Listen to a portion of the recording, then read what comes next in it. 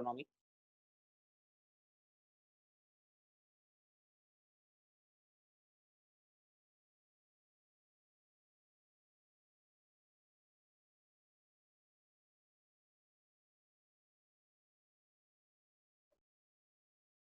Medicine?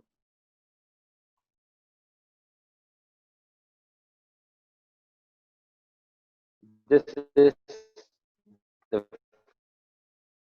field this is the field of work of Ibn al-Hashim. Now we are moving towards the contribution of Ibn al-Hashim.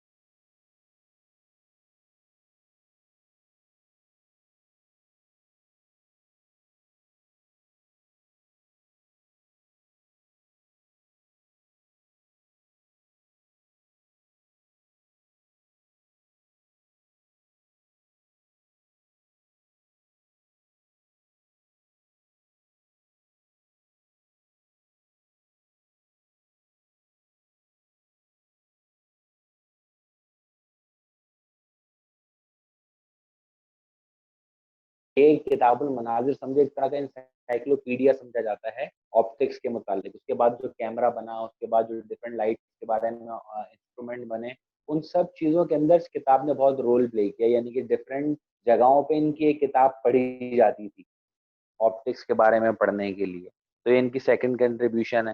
Plus जो आज आप camera देखते हैं बच्चों, ये digital camera हो गए हैं, डीएसएलआर हो गए हैं, और तरह तरह के कैमरा आ गए। लेकिन जो सबसे पहला कैमरा बना था ना, वो था पिन होल कैमरा। और pin hole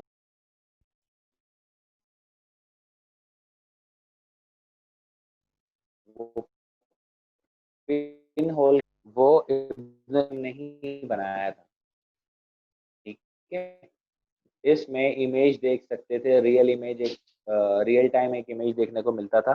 pin hole camera जो है वो सब वो जो है किसने इन्वेंट किया था? इब्न अल हैशम ने इन्वेंट किया। ठीक है, आगे बढ़ते हैं। इनका ये साथ साथ नोट डाउन करते हैं ना आप लोग, ताकि बाद में मसला ना हो फिर। अब जब हम फिजिक्स पढ़ रहे थे बच्चों, तो हमने कहा था फिजिक्स के अंदर दो नेचर की चीजें होती हैं, मैटर और एनर्जी। लाइट के बारे में देखें तो किसने बताया था कि लाइट भी एक एनर्जी है? कुछ साइंसदानों ने अपनी थ्योरीज पेश की थी। पार्टिकल है, मैटर को पार्टिकल बोलते हैं और एनर्जी को वेव बोलते हैं। ठीक है, फिजिक्स की जबान में लाइट पार्टिकल है या वेव है या एनर्जी है? तो he was the one, he discovered, इन्होंने क्या डिस्कवर किया? He discovered the nature of light. He discovered the nature of light and told that it is a kind of energy. इन्होंने किसको सपोर्ट किया, किस थ्योरी को सपोर्ट किया? कि लाइट क्या है? एक एनर्जी है। ठीक है, he discovered the nature of light and told that it is a kind of energy. शाबाश, इसको लिख लें। ये हम कंट्रीब्यूशन पढ़ रहे हैं, इब्न अल हैशम एक साइंटिस्ट।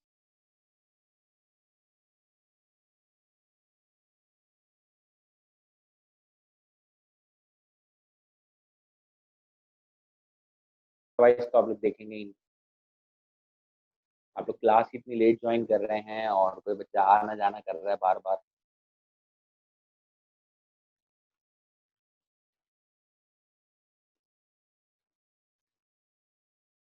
कैमराज ऑफ किए हुए हैं सबको, मैंने बार बार कहा है अपने कैमराज ऑन रखें, आप लोग कैमरा फिर ऑफ कर देते हैं। हाला ने सब अपना कैमरा ऑन रखा हुआ है, बाकी सबने कैमराज ऑफ किए हुए हैं। नेक्स्ट टाइम से मैं क्लास स्टार्ट नहीं कराऊंगा बेटा। जब तक सबके कैमराज ओपन नहीं होंगे मैं क्लास स्टार्ट नहीं करवाऊंगा। अगर आप लोगों ने बच्चों ये कंट्रीब्यूशन लिख लिए हैं तो मैं आगे बढ़ रहा हूँ।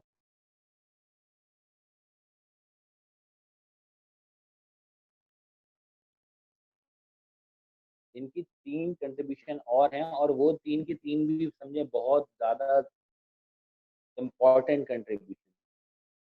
कैसे हैं मैं वो भी बता दूंगा। अगली इनकी कंट्रीब्यूशन क्या है? he gave formal definition of ray of light.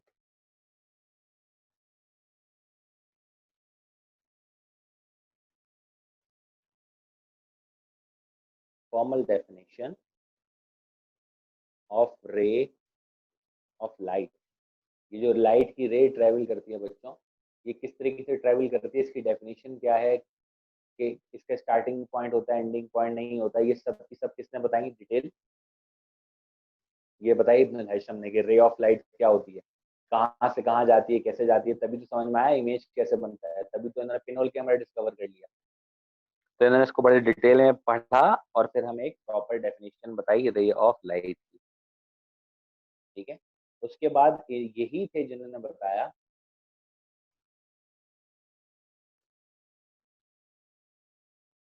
he described luminous and non-luminous।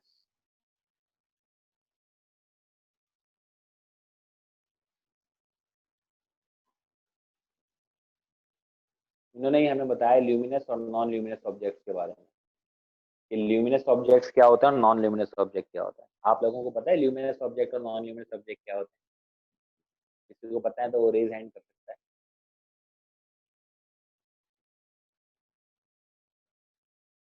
किसी को आइडिया है कि ल्यूमिनस ऑब्जेक्ट्स और नॉन ल्यूमिनस ऑब्जेक्ट क्या होते हैं?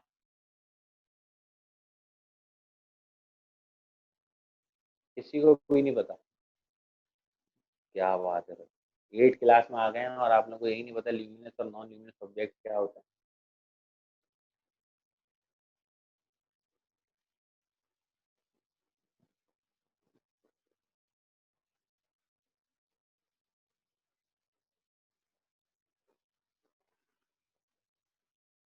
वाह भाई वाह, मैं तो बहुत हैरान हो रहा हूँ। ये डिस्कवरी जो मैंने आज की है, इब्न हैशम ने तो पता नहीं कितने 100 साल पहले की थी, मैंने आज किए गए हमारे बच्चों को ल्यूमिनस और नॉन ल्यूमिनस का ही नहीं पता। भाई ल्यूमिनस ऑब्जेक्ट वो चीजें होती हैं जिनके पास अपनी लाइट होती है, और नॉन ल्यूमिनस ऑब्जेक्ट वो चीजें होती हैं जो किसी और चीज की लाइट को रिफ्लेक्ट करते हैं। इसकी मिसाल आप बचपन से पढ़ते हैं बेटा, सन एंड मून। सन जो है वो ल्यूमिनस है क्योंकि वो अपनी रोशनी खुद निकालता है, लेकिन मून जो है वो हमें चमकता हुआ तो दिखाई दे रहा होता है, लेकिन वो उसकी अपनी लाइट नहीं होती, वो सूरज की लाइट को रिफ्लेक्ट कर रहा होता है।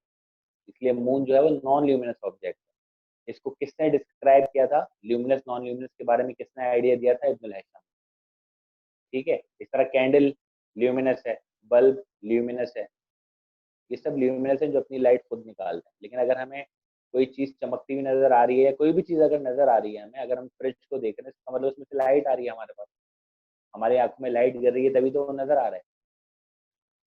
लेकिन वो लाइट उसकी अपनी नहीं होती बच्चों, वो किसी बल्ब की लाइट को रिफ्लेक्ट करके हमारी आंख में पे करता होता है। ठीक है। इसलिए हम तो कहेंगे कि ये सब चीजें नॉन ल्यूमिनस हैं, और वो चीजें जो अपनी लाइट निकालती हैं जैसे कि बल्ब, कैंडल, सन, स्टार्स डिफरेंट, ये सब ल्यूमिनस होते हैं। ठीक है। लास्ट हम इनके बारे में जो कंट्रीब्यूशन पढ़ेंगे, बड़ी इंपॉर्टेंट कंट्रीब्यूशन है। ही डिस्क्राइब, ठीक है, मेडिसिन से भी ताल्लुक था तो कुछ ना कुछ मेडिकल चीजें भी बताई होंगी उन्होंने, कि तभी तो हमने इनकी फील्ड ऑफ लिखी है। He describe the working and internal structure, internal structure of human eye, इंसान की आंख कैसी होती है, वो कैसे काम करती है, उसका स्ट्रक्चर कैसा होता है, उस पर रे ऑफ लाइट जाके गिरती है तो कहाँ पर जाकर गिरती है, रेटिना क्या होता है, इमेज कब बनता है, कब जो है इंसान की आंखें वीक हो जाती हैं, शॉर्ट साइटनिंग, लॉन्ग साइटेडनेस क्या होती है, ये सब चीजें एक्सप्लेन की किन्होंने, ये वर्किंग किसने डिस्क्राइब की, ह्यूमन आई का इंटरनल स्ट्रक्चर किसने डिस्क्राइब किया, इब्नुल हैशम ने। और बिल्कुल इन्होंने बताया कि human I work like a camera, जैसे कैमरा काम करता है इसी तरीके से ह्यूमन आई काम करती है। बच्चों ये ब्लैंक भी आती है पेपर में, या आप लोगों के एक ब्लैंक भी आती है पेपर में कि human eye is similar to dash, telescope, microscope, camera, none of these, तो इसका आंसर होना चाहिए कैमरा। ठीक है, ह्यूमन आई बिल्कुल कैमरा की तरह काम करती है। मैं आपको हल्का सा वजह बता दूं आपको, अगर हम कैमरा का साइड व्यू देखें बच्चों इस तरीके से, तो जो कैमरा के ऊपर रे ऑफ लाइट आके गिरती है ना इस तरीके से, कैमरे का लेंस क्या करता है, यहाँ पर एक फोटोग्राफिक प्लेट होती है, अब तो हर डिजिटल कैमराज आ गए, लेकिन काम वो भी ऐसे ही करते हैं, लेकिन अब उस पर फोटोग्राफिक प्लेट नहीं होती, ये इसको यहाँ पर जमा कर देती है। ये लेंस क्या करता है, इनको यहाँ पर कन्वर्ट कर देता है, तो यहाँ पर इमेज बन जाती है। ह्यूमन आई में भी कुछ ऐसे ही होता है बच्चों। ह्यूमन आई का अगर हम लोग साइड व्यू देखें, जो आई बॉल होती है, इसके आगे यहाँ पे लेंस होता है, ठीक है, ये फिर ऑप्टिकल नर्व जारी होती है, जब इस पे यू रे ऑफ लाइट आके गिरती है तो ये पीछे जो स्क्रीन है इसको रेटिना बोलते हैं, कि यहाँ पर आके इस तरीके से रे गिरती है। अगर यहाँ रेटिना पे गिर रही है तो हमें सही से नजर आएगा, इससे पीछे गिर रहेगी तो भी हमारी आई में डिफेक्ट है, और इससे आगे गिरेगी तो भी हमारी आई में डिफेक्ट है। ठीक है, ये सारी वर्किंग किसने एक्सप्लेन की, इब्नुल हैशम ने। ह्यूमन आई का स्ट्रक्चर कैसा होता है, रेटिना क्या होता है, ये सब चीजें हमें बताई इब्नुल हैशम ने। जल्दी से ये तीनों पॉइंट भी बच्चों नोट कर लें ताकि मैं फिर आगे की तरफ बढ़ूं।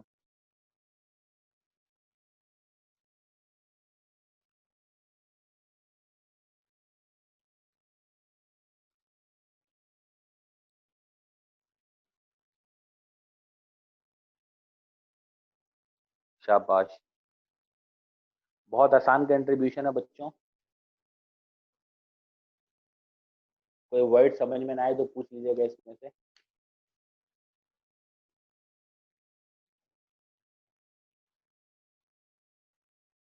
इसके बाद हमने जो सेकंड साइंटिस्ट पढ़ने हैं, आज हमने दो कंप्लीट करने थे, लेकिन बच्चे इतना लेट आते हैं, फिर डिस्ट्रॉशन इतनी होती है कि हम अभी तक एक ही कर पाए। अच्छा बच्चों, आप लोग की नेक्स्ट क्लास में मैं एक छोटा सा क्विज रख रहा हूँ, जिसको मैं अनाउंस भी कर दूंगा आप लोगों के पोर्टल पे, तो उसके लिए प्रिपेयर रहिएगा। जितना भी अभी तक हमने पढ़ा है, एक छोटा सा क्विज होगा 10 मार्क्स का, आप लोग बहुत आराम से अटेम्प्ट कर सकते हैं, तो उसके लिए रेडी रहिएगा, पढ़ के रखिएगा। नेक्स्ट क्लास में, क्लास के दौरान ही आप लोग क्विज अटेम्प्ट कर लेंगे, लेकिन टाइमली क्लास में आ जाइएगा, जो नहीं आएगा उसको 0 मार्क्स मिलेंगे। जो बच्चे टाइम पर नहीं आएंगे उनके मैं 0 मार्क्स अलॉट करूंगा, बात याद रखिएगा। रिजल्ट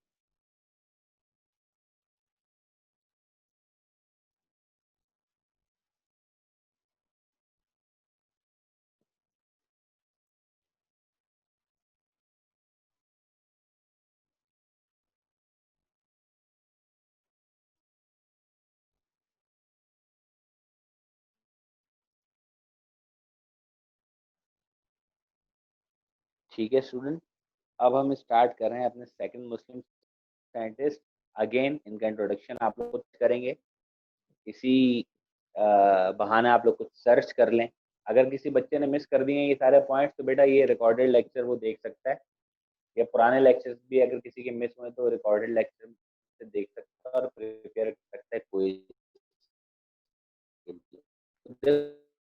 ये पूरे नाम तो बहुत लेंदी होते हैं, डिटेल, जैसे कि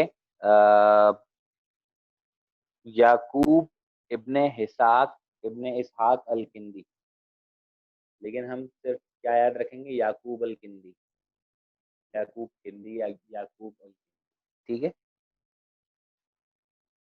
तो इनका जो बेसिकली फील्ड ऑफ वर्क है वो साउंड के रिलेटेड है, एस्ट्रोनॉमी के रिलेटेड है, ठीक है, ऑप्टिक्स के रिलेटेड है। इनका जो फील्ड ऑफ वर्क है याकूब अल किंदी का, वो साउंड, ऑप्टिक्स और एस्ट्रोनॉमी। ठीक है, साउंड, ऑप्टिक्स और एस्ट्रोनॉमी, याकूब अल-किंदी का फील्ड ऑफ वर्क। हम इनकी स्टार्ट कर रहे हैं कंट्रीब्यूशन। इन्होंने रिसर्च मोनोग्राफ्स लिखे थे बहुत सारे बच्चों, यानी कि रिसर्च करके एक पूरा रिजल्ट जनरेट किया किस चीज का, रिसर्च मोनोग्राफ्स किसके मुतालिक,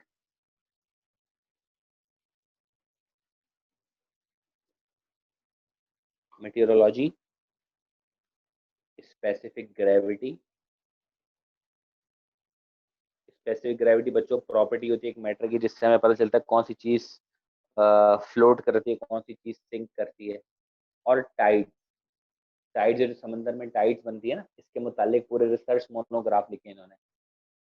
ठीक है, हसन कामरान भाई अब आ रहे हैं। ठीक है, इनका जो सबसे ज्यादा इंपॉर्टेंट वर्क था, his most important work was in the field of, most important work जो है मैं शॉर्ट करके लिख रहा हूँ,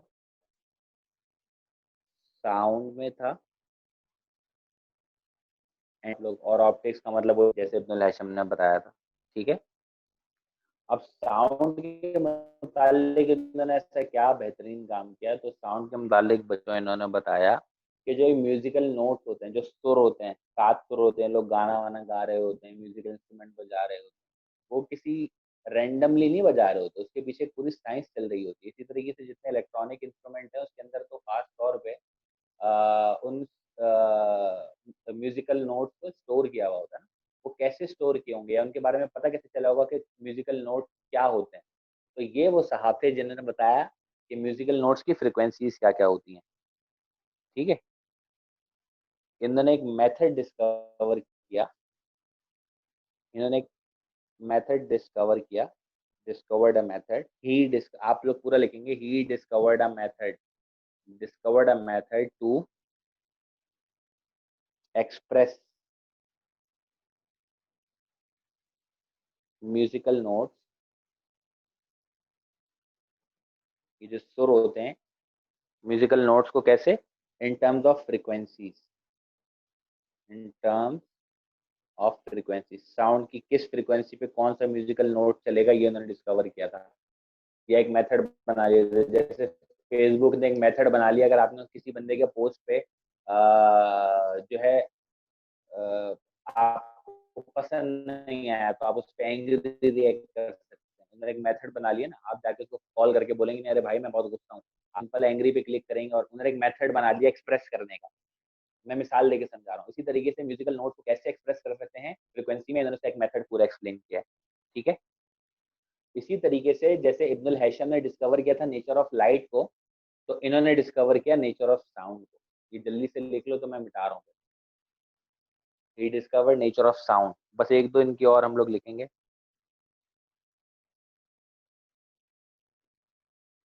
कंट्रीब्यूशन जल्दी से बेटा लिख लेंगे ताकि आज हमारे 2 कंप्लीट हो जाए। मैं ऊपर वाला एक पॉइंट मिटा रहा हूँ, इनका नाम मिटा रहा हूँ।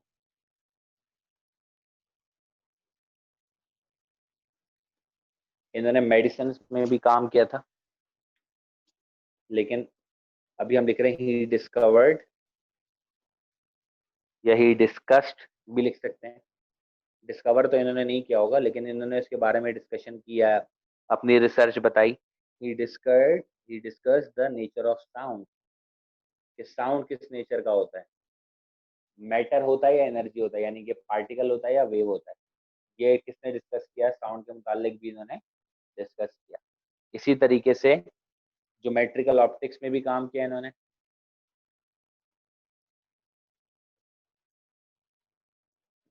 जिसको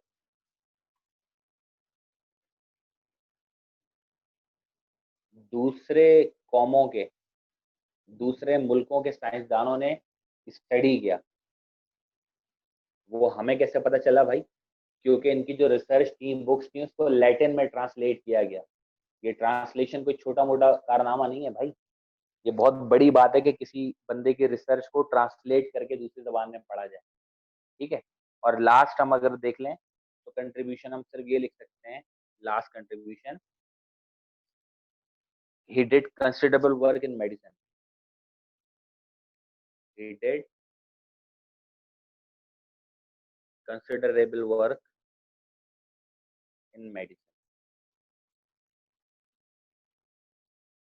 ठीक है, शाबाश, जल्दी से लिख लें बच्चों। ये लास्ट वाला पॉइंट मैं मिटा रहा हूँ ताकि आप लोग कंफ्यूज ना हो जाए। ये 3 अभी हमने लास्ट लिखे हैं।